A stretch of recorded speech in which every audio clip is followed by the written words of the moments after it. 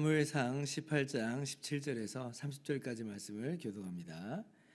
사울이 다윗에게 이르되 내 맏딸 메랍을 내게 아내로 주리니 오직 너는 나를 위하여 용기를 내어 여호와의 싸움을 싸우라 하니 이는 그가 생각하기를 내 손을 그에게 대지 않고 블레셋 사람들의 손을 그에게 대게 하리라 함이라.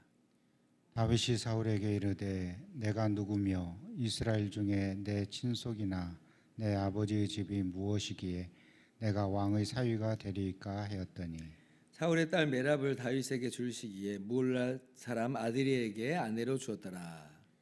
사울의 딸 미갈이 다윗을 사랑하며 어떤 사람이 사울에게 알린지라 사울이 그 일을 좋게 여겨 스스로 이르되 내가 딸을 그에게 주어서 그에게 올무가 되게 하고 블레셋 사람들의 손으로 그를 치게 하리라 하고 이에 사울이 다윗에게 이르되 내가 오늘 다시 내 사위가 되리라 하니라.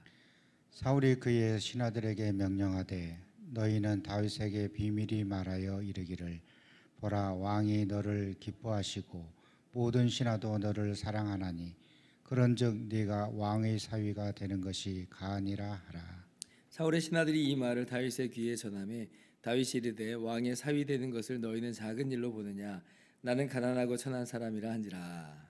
사울의 신하들이 사울에게 말하여 이르되 다윗이 이러이러하게 말하더이다 하니 사울이 이르되 너희는 다윗에게 이같이 말하기를 왕이 아무것도 원하지 아니하고 다만 왕의 원수의 보복으로 블레셋 사람들의 포피 100개를 원하신다 하라 하였으니 이는 사울의 생각에 다윗을 블레셋 사람들의 손에 죽게 하리라 함이라.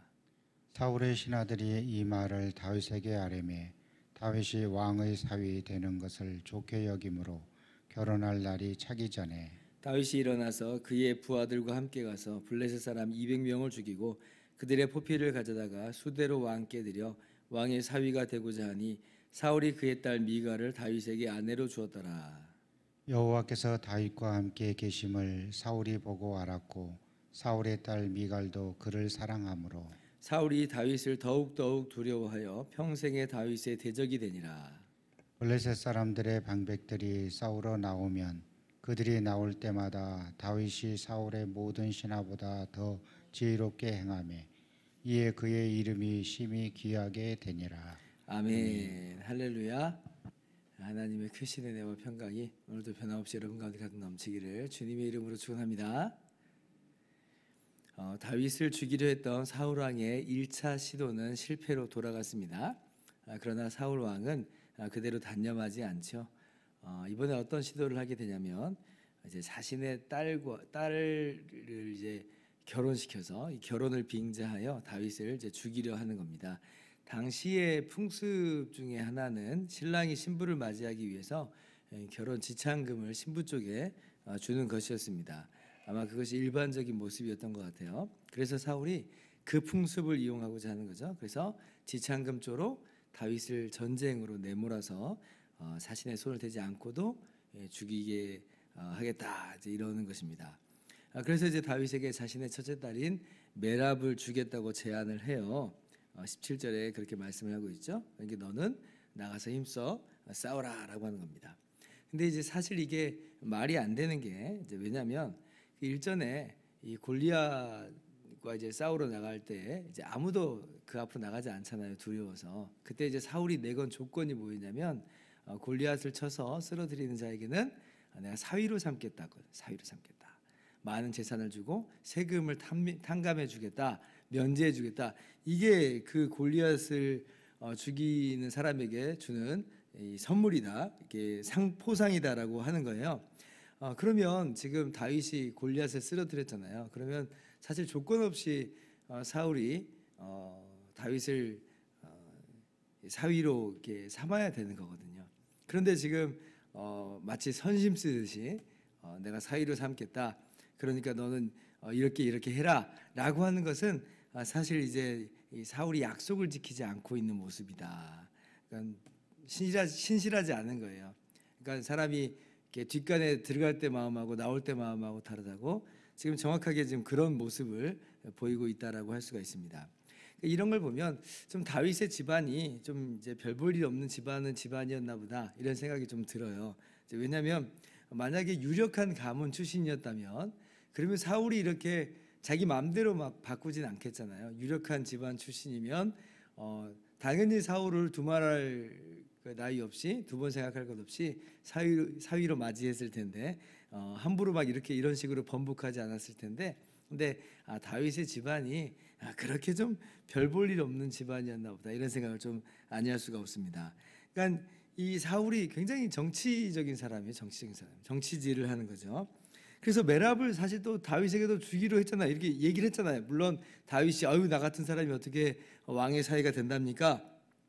라고 했지만 그래도 메랍을 주기로 했는데, 근데 19절을 보세요. 사울이 얼마나 정치적인지. 다윗에게 이 사위로 다윗에게 이제 딸을 주기로 할 그 시기에 물러 사람 아드리엘에게 이제 시집을 보냅니다. 이랬다 저랬다 해요 사울이. 그러니까 이걸 빌미로 해서 다윗을 죽이려고 했는데, 그럼에도 불구하고 이 아드리엘에게 이제 시집을 보내고 아드리엘을 사위로 삼은 것은 어쩌면 아드리엘이라고 하는 이 사람의 가문이 좀 유력한 가문이 아니었나. 왜냐하면 이 사울 입장에서도 사실 절호의 기회다라고 생각을 한 걸 내려놓은 거잖아요. 그 정도로 아마 이제 아드리엘이 유력한 가문 출신이다 이렇게 생각을 해볼 수 있어요. 아무튼지 간에 사울은 굉장히 정치적인 사람이다라고 하는 것을 우리가 알 수가 있어요. 그래서 뭐 사울은 시도조차도 못하고 이게 다 무의로 끝날 것 같았는데, 근데 이제 어떤 사람이 이런 이야기를 하죠. 둘째 딸 미갈이 다윗을 사랑합니다 이렇게 얘기해요. 그러니까 야 됐다 아직 이 시도 자체가 죽지 않은 거예요. 이 시도 자체를 다시 한번 해볼 수 있다라고 생각을 한 겁니다. 딸을 준다는 명분도 살리고 또 그것을 올무로 해서 다윗을 죽일 수도 있겠다 싶은 거예요. 그래서 이 사울이 다시 한번 이야기를 합니다. 사울이 정말 사악하죠. 굉장히 사악한 거예요. 그래서 다윗에게 지참금을 요구합니다. 구체적으로 이야기를 해요. 이번에 그게 뭐냐면 블레셋 사람의 포피 100개를 가지고 와라는 거예요. 나가서 전쟁을 일으키라는 거죠. 전쟁을 일으켜서 그래서 그 숫자만큼 사람을 죽이라고 하는 것입니다. 사실 지참금은 골리앗의 머리로 충분한데, 근데 이제 이렇게 이야기를 해요. 아주 뻔뻔한 모습이죠. 근데 여러분 이 조건이요 굉장히 위험한 조건일 수 있어요. 아니 뭐 다윗은 용사인데 이게 무슨 뭐 큰 위험이 되겠나라고 생각을 할 수 있지만 한번 생각을 해보세요. 이제 블레셋에게 먼저 싸움을 걸라는 거예요. 먼저 전쟁을 시작하라는 겁니다. 블레셋이 쳐들어와서 수성하는 게 아니라 방어하는 게 아니라 공격하라는 거예요. 쳐들어가라는 거예요. 근데 명분이 뭐예요? 너 결혼을 위해서 너 결혼을 위해서 부하들을 사지로 끌고 가서 전쟁을 일으키다라는 거예요. 자, 그러면 다윗의 신하들이 과연 어떻게 생각을 할까 우리가 한번 상상을 한번 해볼 수가 있겠죠. 다윗의 이 수하에 속한 군사들은 어떻겠어요? 좋아라 하겠어요? 안 좋아라 하죠. 지금 죽느냐 사느냐는 전장에 누가 가고 싶어 하겠어요? 자칫 그러다가 자기의 목숨도 잃을 수 있는 판인데 왜 내가 다윗이 결혼하는 것 때문에 내가 전쟁에 나가야 되느냐, 이런 생각을 당연히 할 수 있잖아요. 그러다가 죽으면 자기만 개죽음 당하는 거예요. 이게 무슨 뭐 거룩한 전쟁도 아니고 이것이 무슨 우리나라를 지키기 위한 것도 아니고 다윗이 결혼을 하기 위해서 내가 전쟁에 나가, 이런 생각을 얼마든지 할 수 있거든요. 그래서 뭐 나간다, 뭐 위에서 시키라니까 까라니까 까지라고 하면서 막 갔다가도 막 설렁설렁 싸우고 막 도망치고 막 못하겠습니다 하고 뒤로 내빼버리고 이렇게 돼버리면 다윗이 혼자 나가다가 죽을 수도 있는 그런 상황이라고 하는 거예요. 이걸 사울이 노린 거예요. 그런데 다윗이 임무를 완수를 합니다. 그것도 포피 100개가 아니라 포피 200개를 가져와요. 그러니까 그만큼 이제 전쟁의 큰 성과를 이제 이뤘다는 거죠. 이 말은요, 다윗의 이 부하들이 참으로 좀 충직한 부하들이었구나, 다윗을 굉장히 좋아하는구나라고 하는 소리가 알 수가 있어요. 그러니까 자기 일처럼 부하들이 싸운 거예요. 자기 일처럼 목숨을 내놓고 싸운 겁니다.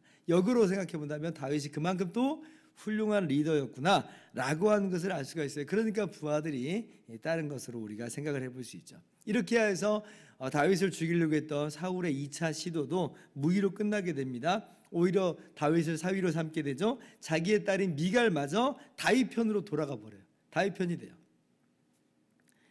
그러니까 지금 사울은 다윗을 밟고 밟아요. 계속 어떻게 하든지 다윗을 어떻게 해보려고 이리 궁리하고 저리 궁리하고 또 직접 죽이려고도 하고 이런 모습을 취합니다. 그러나 그렇다고 해서 다윗이 밟히느냐? 밟히지 않아요. 다윗이 그래가지고 무너지느냐? 망해버리느냐? 그렇지 않는다라는 겁니다. 하나님의 은혜예요. 하나님의 은혜. 그러니까 하나님께서 다윗에게 기름을 부으시고 그렇게 다윗에게 사명을 주신 이상은 그 사명을 마치기까지는 다윗은 결코 무너지지 않는다. 하나님의 사명이 이루어지기까지는 그 어떤 것으로도 해할 수가 없는 거예요. 그래서 우리가 이러한 마음을 함께 품고 나가야 될 것입니다. 요한 웨슬레도 그렇고 리빙스톤도 그렇고 똑같은 이야기를 했어요.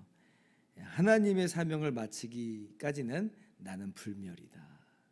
하나님의 사명을 마치기 전까지는 나는 불멸이다.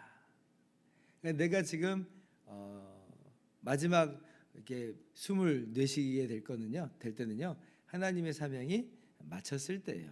그러니까 우리는 살아도 죽어도 우리의 삶은 성공적인 삶이 되는 거예요. 왜냐하면 하나님의 사명을 그렇게 이루게 되는 것이니까.